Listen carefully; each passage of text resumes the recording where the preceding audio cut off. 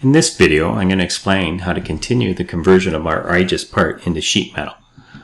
We've added our rip. The next step is to insert some bends. I'm going to select Insert Bends. As the face, which is fixed, I'm going to select this face. For the bend radius, I'm going to enter 15 thou. I'm going to accept the auto relief, and I'm going to leave the rip parameters blank. It should find them on its own. If it doesn't, then I'll come back and select edges that need to be ripped. So I'll select OK, and I get a warning that auto relief cuts were made for one or more bends. Again, I'm going to select OK, and then I see where it has flattened the bends out and added my 15 thou internal radius. So to highlight what this command has done for us, I'm just going to grab the rollback bar and roll it before the bends.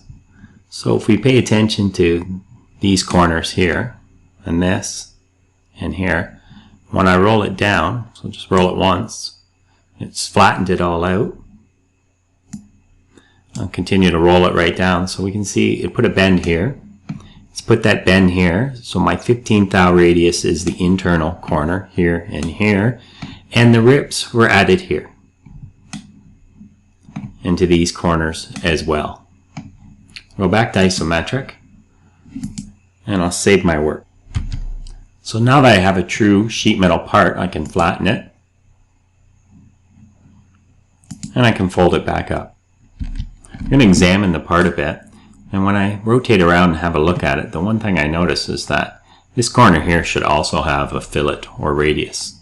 So I'm going to come back to the corner treatment, expand it, come down to the break corner trim option, and we looked at chamfer, and this time we're going to add a fillet, and I'm going to add a 100 thou fillet to this edge here